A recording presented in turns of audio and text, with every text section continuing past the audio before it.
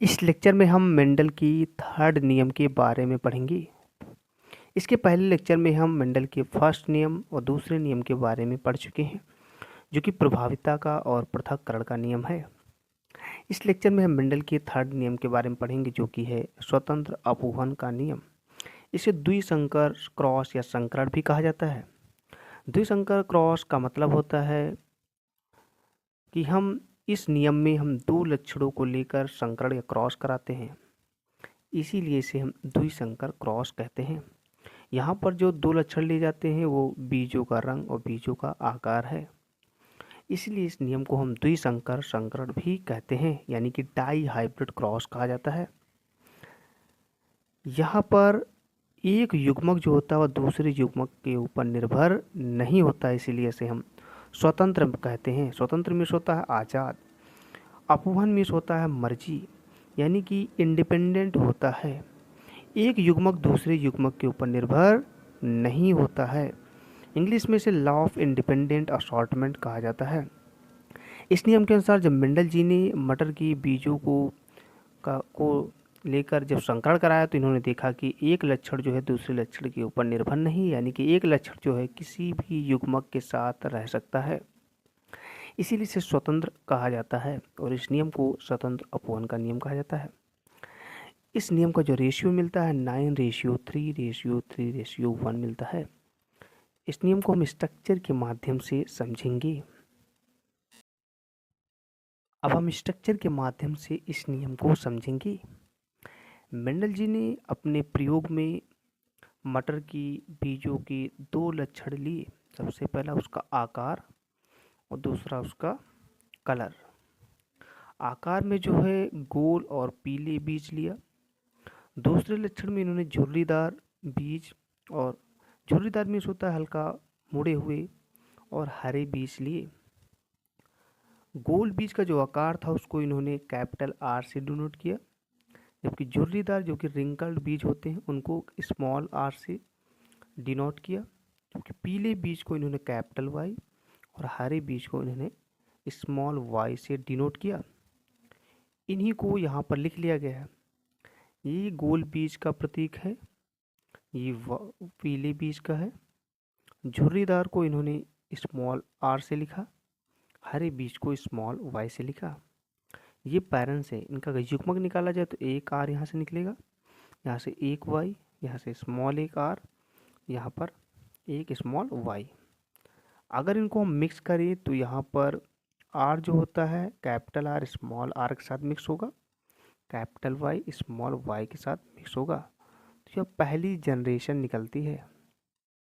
यहाँ पर जो कैपिटल होता है वह स्मॉल के ऊपर प्रभावी होता है, तो स्मॉल का लक्षण यहाँ पर नहीं दिखेगा।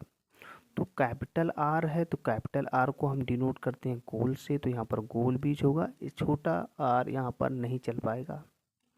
कैपिटल वाई स्मॉल वाई है तो यहाँ पर कैपिटल लक्षण ही पाए जाएंगे, जो कि कैपिटल का प्रतीक वाई होता है, वाई को हम पीले बीज से डिनोट करते हैं। तो पहली पीढ़ी में गोल और पीले बीज मिलते हैं। दूसरी पीढ़ी के लिए हम इन्हीं से युग्मक निकालते हैं, जिससे हम दूसरी पीढ़ी का अध्ययन कर सकते हैं। मेंडल जी ने पहली पीढ़ी से उत्पन्न जो लक्षण मिले उससे इन्होंने 4 युग्मक बनाए, जो कि कुछ इस प्रकार हैं। कैपिटल वाई को इन्होंने सबसे पहले कैपिटल आर के साथ लिखा। 4 युग्मक कुछ हम इस प्रकार बनाते हैं। मान लीजिए इनको मिला था पहली पीढ़ी में capital R small R, capital Y small Y, या इनको पहली पीढ़ी में मिला था। इससे इन्होंने जो युग्मक बनाए 4 प्रकार के वो कुछ इस प्रकार थे। इन्होंने सबसे पहले कैपिटल वाई लिया, कैपिटल वाई को सबसे पहले कैपिटल आर के साथ लिखा, फिर दोबारा कैपिटल वाई लिया, इसको इन्होंने स्मॉल आर के साथ लिखा। अब स्मॉल वाई ये लेंगे, स्मॉल वाई को ये लिखेंगे सबसे पहले कैपिटल आर के साथ, फिर स्मॉल वाई को लिखेंगे इन्होंने स्मॉल आर के साथ। तो 4 युग्मक इनको मिलते हैं। इसी युग्मक की मदद से ये दूसरी पीढ़ी का अध्ययन करते हैं, जो कि यहाँ पर लिख दिए गए हैं। एक तरफ हमने इसको मेल मान लिया, चारों युग्मों को लिख दिया, दूसरी तरफ इसको हम मान लेते हैं फीमेल, या इधर मेल मान सकते हैं इसको फीमेल। तो चारों युग्मक को लिख दिया गया दो तरफ और आपस में मिक्स करते हैं। मिक्स जब यहाँ पे किया गया तो कैपिटल वाई और कैपिटल आर। तो कैपिटल वाई को डिनोट हम करते थे किससे? कैपिटल वाई को डिनोट करते थे हम पीले बीज से, और कैपिटल आर को गोल बीज से। तो यहाँ पर बीज कैसा होगा? पीला गोल होगा। यहाँ पर होगा अगर मिक्स करें तो कैपिटल वाई हो जाएगा, कैपिटल आर स्मॉल आर हो जाएगा। कैपिटल वाई को हम डिनोट करते थे किससे? पीले बीज से, और यहाँ पर दो आर हैं, कैपिटल और स्मॉल आर।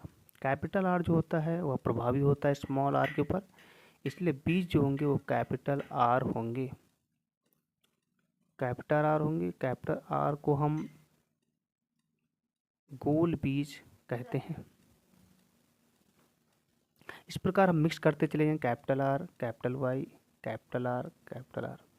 यहाँ पर भी कैपिटल वाई जो होती है उसको हम पीले से डिनोट करते हैं तो पीला बीज होगा, और कैपिटल आर को हम गोल से डिनोट करते हैं तो गोल बीज होगा। फिर इसको इससे मिक्स करते हैं, कैपिटल वाई को स्मॉल वाई के साथ, कैपिटल आर को स्मॉल आर के साथ। यहाँ पर कैपिटल वाई जो होती है प्रभावी होती है स्मॉल वाई के ऊपर, इसीलिए स्मॉल वाई का बीज नहीं चल पाएगा। कैपिटल वाई का ही हम लक्षण यहाँ पर लिखेंगे। कैपिटल वाई को हम बोलते हैं पीला बीज, और यहाँ पर कैपिटल आर है, स्मॉल आर है, तो यहाँ पर हो जाएगा गोल बीज। स्मॉल आर यहाँ पर नहीं चल पाएगा। इसी प्रकार यहाँ पर हम कैपिटल वाई और कैपिटल वाई होगा, और स्मॉल आर कैपिटल आर होगा। तो यहाँ पर भी कैपिटल वाई का लक्षण चलेगा, पीला बीज हो जाएगा, और यहाँ पर कैपिटल आर है इसलिए गोल बीज हो जाएगा। इस प्रकार इसका क्रॉस से कराएंगे तो कैपिटल आर हो जाएगा, कैपिटल वाई हो जाएगा यहाँ पर, और स्मॉल आर हो जाएगा। यहाँ पर कैपिटल है प्योर, तो यहाँ पर पीला बीज होगा, और स्मॉल आर लिखा है, स्मॉल आर को हम क्या बोलते हैं? झुर्रीदार बोलते हैं। तो यहाँ पर हम क्या लिखेंगे? झुर्रीदार लिखते हैं। इस प्रकार इसका इससे क्रॉस कराएंगे तो कैपिटल वाई स्मॉल वाई और कैपिटल आर स्मॉल आर हो जाएगा, तो पीले गोल बीज मिलेंगे। यहाँ पर जो है कैपिटल वाई स्मॉल आर होगा, पीला झुर्रीदार बीज मिलेगा, क्योंकि स्मॉल आर को हम झुर्रीदार बोलते हैं। इस प्रकार इसका क्रॉस से करा देंगे तो capital Y small Y, capital R पीले गोल बीज, capital Y capital R small R पीले गोल बीज होते हैं। इसके बाद हम कराते हैं क्रॉस इससे कराएंगे जब स्मॉल वाई होगा, कैपिटल आर। स्मॉल वाई को किससे हम डिनोट करते हैं? स्मॉल वाई को हम हरे बीज बोलते हैं, और कैपिटल आर यहाँ पर लिखा, कैपिटल आर को हम बोलते हैं गोल, तो हरी और गोल बीज होंगे। इस प्रकार इसका क्रॉस जब इससे कराते हैं तो स्मॉल वाई होगा, और कैपिटल आर स्मॉल आर होगा। तो यहाँ पर स्मॉल वाई को डिनोट किससे करते थे हम? हरे बीज से, तो यहाँ पर हरा बीज होगा। इसके अलावा इसका यहाँ पर जो होगा कैपिटल आर चल पाएगा, तो इसलिए गोल बीज होगा, क्योंकि कैपिटल आर को हम डिनोट किससे करते थे? गोल से। ये सब प्रतीक यहाँ पर लिखे गए हैं। इसके बाद लास्ट आता है capital small Y, capital Y, R और आर, तो पीले गोल बीज होंगे। इसी प्रकार इसका जब इससे लिखेंगे तो कैपिटल वाई स्मॉल वाई लिखेंगे, कैपिटल पहले लिख सकते हैं। स्मॉल आर होगा, स्मॉल आर को हम झुर्रीदार बोलते हैं, झुर्रीदार होगा। इस प्रकार इसका जब इससे क्रॉस कराएंगे तो यहाँ पर स्मॉल वाई आएगा और आर आएगा, तो हरे बीज होंगे गोल। इस प्रकार 9 बीज हमें कौन से देखने को मिलते हैं? गोल। 9 बीज जो हमें देखने को मिलते हैं वो पीले गोल देखने को मिलते हैं, इसलिए इसका रेशियो हो जाएगा 9। इसके अलावा अगर इसका रेशियो अगर देखें हम इस प्रकार कौन से कितने बीज मिले, कुछ इस प्रकार हो। उस क्रॉस से हमें पीले गोल बीज 9 मिलते हैं, पीले झुर्रीदार 3 मिलते हैं, हरे गोल बीज 3 मिलते हैं, हरे झुर्रीदार 1 बीज मिलता है। इस प्रकार जो इसका रेशियो होगा 9:3:1। इस प्रकार स्ट्रक्चर के माध्यम से इस रेशियो को हम निकाल सकते हैं। तो this is a third law of Mendel. यहाँ पर एक लक्षण जो है कई लक्षणों के साथ मिल सकता है। यहाँ पर देख रहे हैं पीला जो है गोल के साथ था, यहाँ पर पीला जो है झुर्रीदार के साथ हो गया। गोल जो था किसके साथ था? पीले के साथ था, लेकिन गोल यहाँ पर हमें हरे के साथ दिख रहा। झुर्रीदार किसके साथ था? पीले के साथ, लेकिन झुर्रीदार हमें हरे के साथ दिख रहा। तो एक लक्षण जो होता है दूसरे लक्षण के साथ यानी कि निर्भर नहीं रहता है किसी के ऊपर, जो किसी के साथ भी रह सकता है, इसीलिए इसे हम स्वतंत्र अपवहन का नियम या लॉ ऑफ इंडिपेंडेंट असॉर्टमेंट कहा जाता है। Thank you so much.